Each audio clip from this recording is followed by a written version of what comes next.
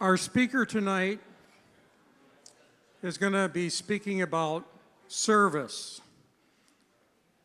Service is a very important topic, whether you serve the government, as a firefighter, or as a first responder, or if you serve in the military. And our speaker tonight knows a lot about that. If it weren't enough, she has a bachelor's and a master's degree in nuclear engineering. She has served all around the world in some very difficult hotspots as far as our country is concerned. She's served in Iraq, United Kingdom, Afghanistan, which is a place I'm thankful that I never served. She served in South Korea, and she served in the Pentagon. And she could tell you some things about that, but she'd have to kill you afterward. She served 25 years in the United States Air Force, and she rose to the rank of colonel. But not only has she served in the military for 25 years eloquently, but she also served in civilian life as well. After retiring, she worked for the Veterans Court. The Veterans Court is an organization that helps military members when they get into problems and negotiates how they can serve their sentence in a very profitable way. She served as a member of Guitars for Vets. It's an organization that gets guitars for veterans to handle post-traumatic stress disorder by learning how to play the guitar. But most importantly, maybe, is that as a Christian, Colonel Torres serves her church in compassion ministry. So if there's anybody who's qualified to talk to us this evening about service, it's Colonel Trish Torres. I'd like to welcome her. Thank you, Roger. I appreciate that. Okay. I hope everybody can hear me. Everybody okay over there? All right. Good. Thank you, Roger, for the kind introduction. Good evening. I want to first thank Pastor Cool, the church leadership, and our friends Lisa and Terry Bykirk for the invitation to speak today. Thanks to my husband Anthony for his support, and to all of you for the warm welcome. It is an honor to speak with you as we are nearing Veterans Day, and as you honor veterans and first responders during this appreciation dinner. As you're aware, probably, Veterans Day coincides with the holidays of some other countries that include Armistice Day, Remembrance Day, which occur on the anniversary of the end of World War I. Major hostilities of World War I formally ended on the 11th hour of the 11th day of the 11th month of 1918, when the armistice with Germany went into effect. A congressional act approved May 13th, 1938, made November 11th of each year a legal holiday, and I quote, "a day to be dedicated to the cause of world peace and to be thereafter celebrated and known as Armistice Day," and I end quote. On May 26, 1954, President Eisenhower signed the bill into law that established a national holiday that would honor all war veterans, living and dead, to be celebrated on Armistice Day. And then shortly after, at the urging of some major U.S. veteran organizations, Congress amended the bill on June 1st of that same year, replacing armistice with veterans, and it has been known as Veterans Day ever since. So as we near this year's Veterans Day, it's truly an honor to speak with people who understand that community and service still matter. So on this day, as we pause to show honor, to the veterans here this evening, thank you. To the first responders here this evening, thank you. To the families and friends who support them, thank you. And to Hillside Church, thank you for honoring the call to remember and to serve. Just last week, on October 28th, our nation recognized National First Responders Day, a day established by Congress in 2017 to honor the men and women who put their lives on the line every day to keep our communities safe. It's a day that reminds us to pause and recognize firefighters, police officers, EMTs, paramedics, and dispatchers. Those who answer the call at any hour, often without recognition, but always with courage. First responders are often the first face of hope in someone's worst moment, whether it's pulling someone from a burning building, arriving at the scene of an accident, or responding to a medical emergency. They embody what it means to serve with selfless love. Their dedication mirrors the very heart of this evening's message, that true service is a calling bigger than ourselves. Many Wednesdays, I attend a Guitars for Vets jam session at the American Legion on North Park Street. And the last time that I was there, I took special note of a sign that they have hanging in their building. And it's an appropriate sign for this room tonight. The beginning of the sign says, and I quote, "You sit in the presence of men and women who were willing to sacrifice their lives in defense of their country," end quote. And it's my honor to stand in your presence tonight. So I want to take some time to reflect on the idea of service, not just as a duty, but as a calling, and a calling that's bigger than ourselves. As a veteran and a follower of Jesus, I can tell you there's no greater example of service as a calling than Christ himself. When we think about service, we often picture soldiers in uniform in some far-off place, or firefighters charging into burning buildings, EMTs at the scene of an accident, or police officers standing between danger and safety. But service does not always look heroic. Sometimes it's quiet. Often it's exhausting, and it almost always asks us to give more than we think we can. True service is rooted in one thing: love. In Mark 10:45, Jesus said, "For even the Son of Man came not to be served, but to serve, and to give his life as a ransom for many." And that's the heart of it. The heart of God to serve with love. I knew I wanted to serve from an early age. Growing up in a military family, I attended 8th grade at a school on Kadena Air Base, Okinawa, Japan. This is where I first encountered the Air Force way of life. My father was a Marine, and even at 13, I understood and sensed the weight and honor of wearing the uniform and serving my country.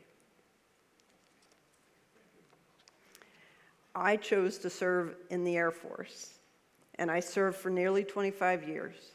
I deployed to Iraq and Afghanistan, moved through 16 different assignments, and worked with brilliant minds and courageous teams.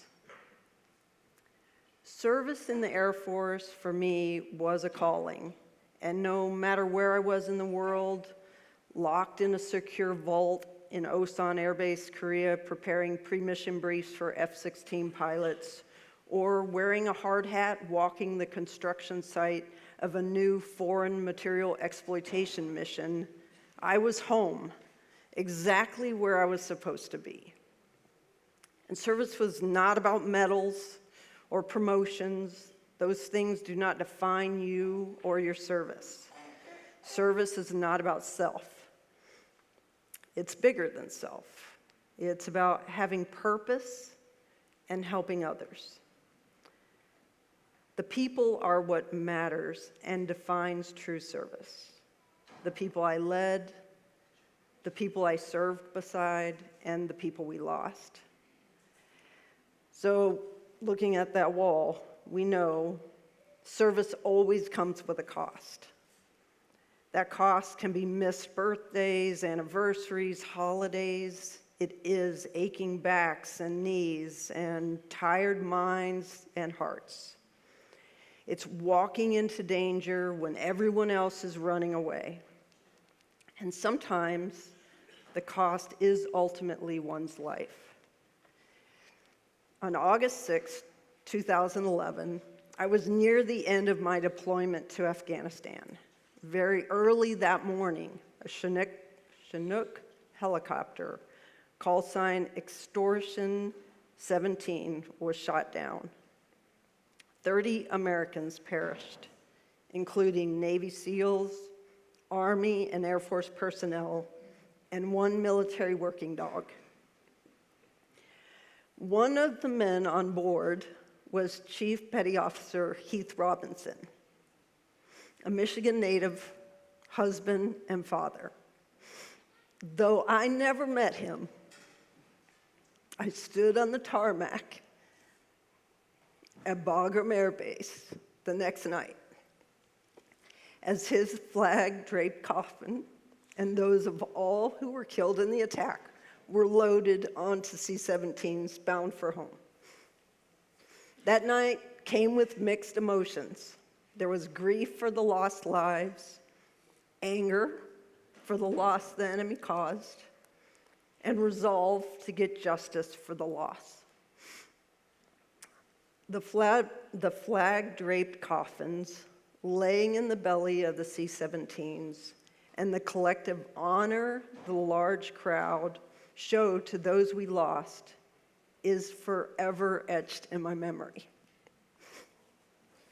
It was a holy moment. It was a heavy moment, and a moment that reminded me of the words of John 15:13. Greater love has no one than this, that someone lay down his life for his friends. There's another lost life that I want to mention today as a small way to remember and honor him and his family for their sacrifice. The son of a dear friend lost his life while serving on his second deployment to Iraq. He was 1 month shy of his 23rd birthday. A dad of 3, husband, son, brother, and friend. His name was Cody Bryant, and he paid the ultimate sacrifice for us. That's the kind of love that we remember today. That's the kind of love Jesus modeled. Let us not forget, Jesus did not just teach about service, he lived it. He washed his disciples' feet, he fed the hungry, he healed the outcasts, he carried a cross he did not deserve, and he gave his life not because we earned it, but because he loved us. He served us. When we talk about a calling bigger than ourselves, there's no greater calling than laying down your life in love. To you, our veterans and first responders here today, you reflect Jesus every time you put others before yourself. Every time you rush in, every time you carry the burden so others don't have to. Your service is sacred. It is Christ-like. And I want to say a special word to those who are still in uniform: military, firefighters, police officers, EMTs, paramedics, and dispatchers. You live in a world that most people do not fully understand. A world of early morning or late night calls, high stress decisions, and unseen sacrifices. God sees you, and He is with you in the stillness of your patrol car, in the chaos of the ER, and on every deployment or shift. Isaiah 41:10 reminds us, "Fear not, for I am with you. I will help you. I will uphold you with my righteous right hand." For all of us, I want you to remember that service to your family, your friends, and your community can and should mean taking care of yourself. One day, you're a highly performing professional doing your job in an exceptional way, and the next, you can be suffering from burnout, from post-traumatic stress, from depression. And maybe we don't even know what to call it. We don't know how to describe it, but we know we are not ourselves. Thank you. Please seek help. You do not need to carry the weight and hurt alone. There is help and there is hope. For veterans and first responders, the scars of service often run deeper than anyone can see.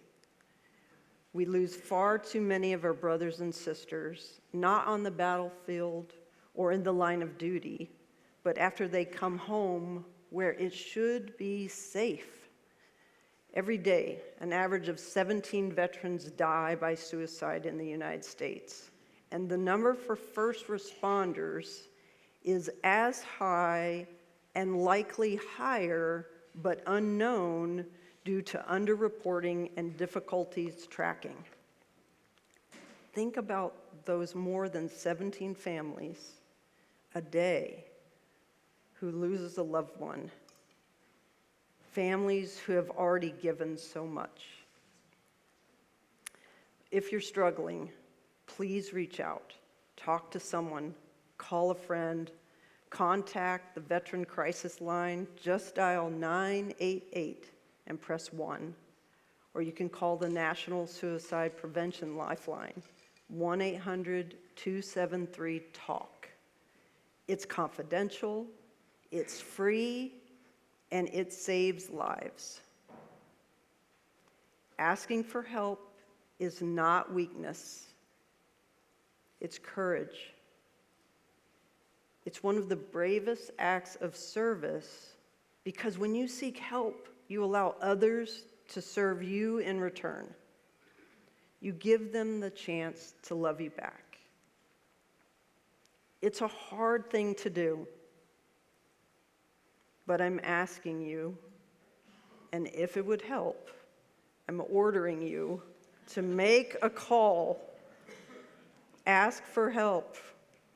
Think of it as part of your mission to get help so that you're the best version of yourself. And please demand the help you deserve, that we all deserve.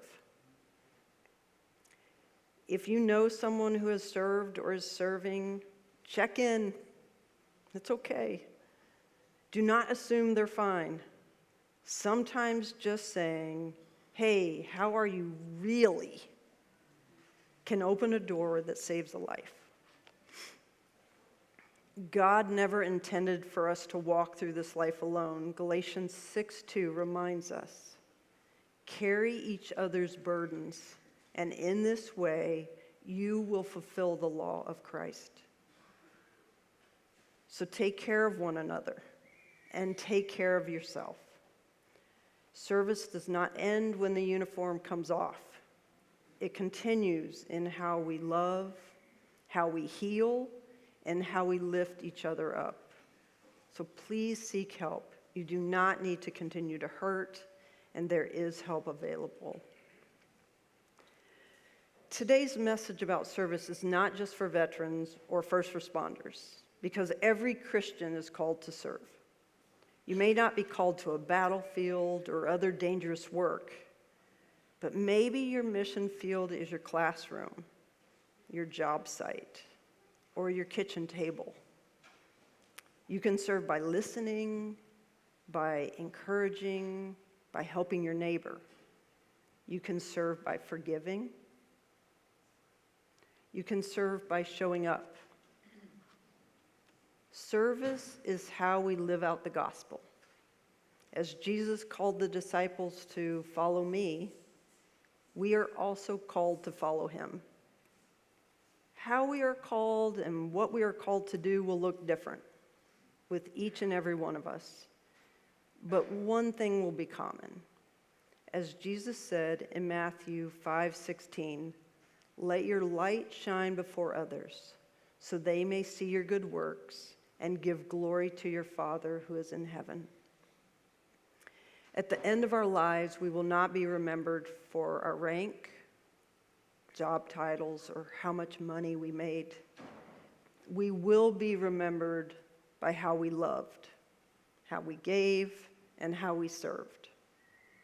To the young people here, I challenge you to ask God, where is he calling you to serve? I pray you'll listen carefully and answer it.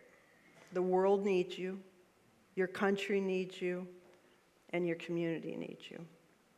And to all of us, let's recommit ourselves to being the kind of people who make our communities stronger, not louder, more united, not divided, more loving, not more opinionated.